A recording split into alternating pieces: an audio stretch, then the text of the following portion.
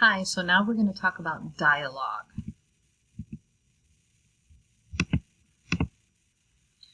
So dialogue is what we call the things characters say out loud. Adding dialogue to your story can make it more interesting and dramatic.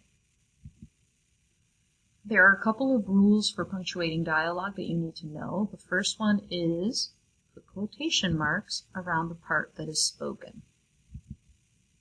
So this conversation would look like this. What time should we meet?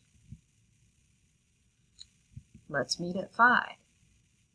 So you see how you start with this, and then we change it to this. It's the same thing, but you put quotation marks around it, and then you add a speaker tag. The quotation marks act like speech bubbles. They wrap around the spoken words to show you that they are said out loud. The part that is spoken is called a quote, and the part that tells you who said it is called the speaker tag. Rule number 2 is the end punctuation of the quote stays inside the quotation marks. Notice that this question mark is inside of the quotation marks. So we have quote, this is what the person says, right? End quote, but the punctuation is inside of the quotation marks. This whole thing is one sentence, but we have the end of what he said and then the end of the sentence. This quote ends in a period, so that would go inside the quotation marks. But if there's a speaker tag after it, then the period changes to a comma. This is the only time you change it. Question marks and exclamation points don't change, just periods. Okay, so you'll notice that didn't happen with this one. Rule number 3 is, if the speaker tag comes before the quote, put a comma after it. So if this quote came after the speaker tag instead, hang on, I gotta turn my lights on. Sorry, got it. So if this quote came after the speaker tag instead, that comma would go back to being a period, and you'd add a comma after the speaker tag.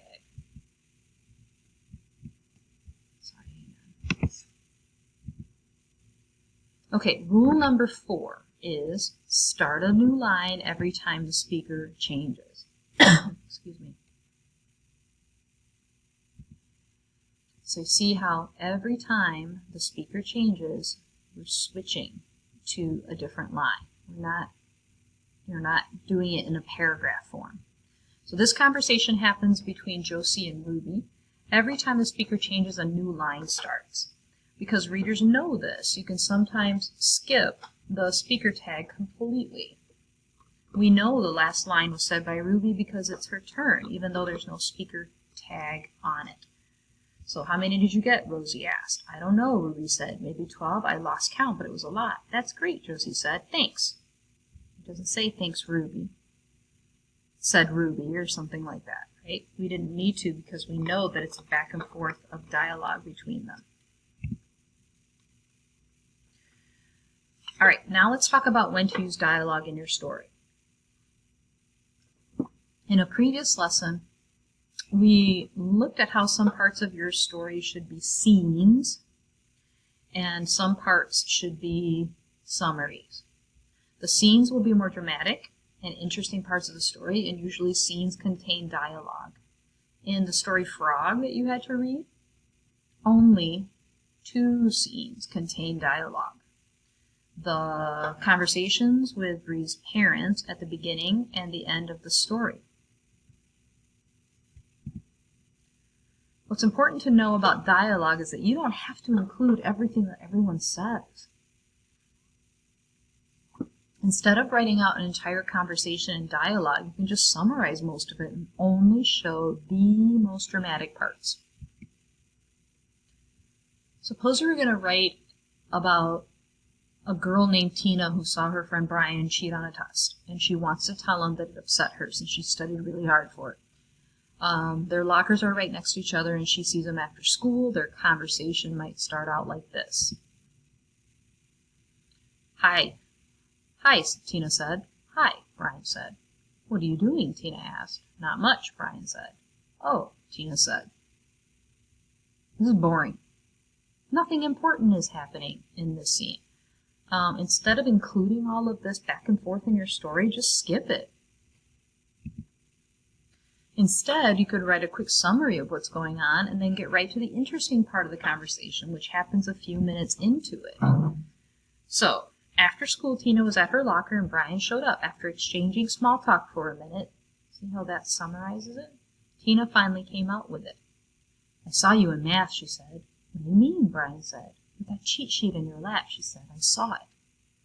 Now we have some serious tension. This is the kind of dialogue that you want to show. Remember this when you're adding dialogue to your story. Cut the boring stuff. Only put in dialogue for the parts that are actually going to be interesting and impactful in your story. Okay, lastly, let's talk about a few more things you can do to keep your dialogue interesting. The first is to vary your speaker tags. In other words, don't use the same kinds of speaker tags over and over again. You may have been told, I don't know whether or not Mrs. Moxley or other teachers told you to avoid the word said. A lot of teachers will say said is dead.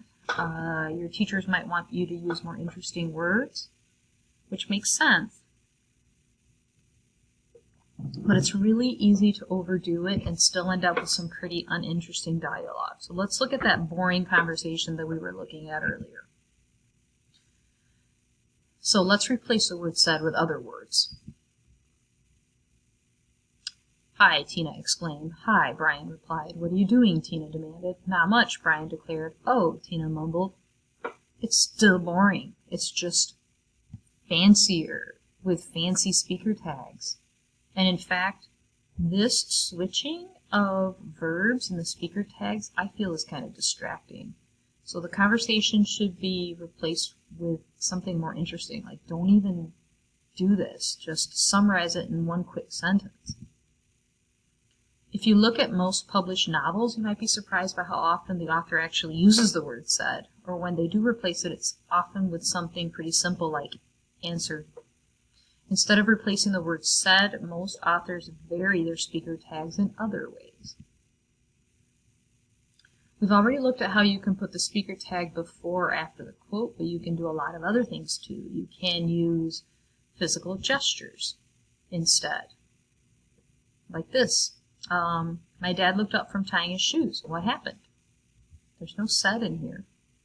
There's just a physical gesture and then a quote after it. But you can kind of understand that the dad is talking. Okay? You can use interior monologue in place of a speaker tag, like this. I couldn't believe it. Are you kidding? This part is them speaking to themselves. And then they say this part out loud. So you see there was no said in there. But you can use interior monologue like this to add dialogue. Or you can sometimes skip the speaker tag completely. Like in this last sentence, if it's obvious who is talking.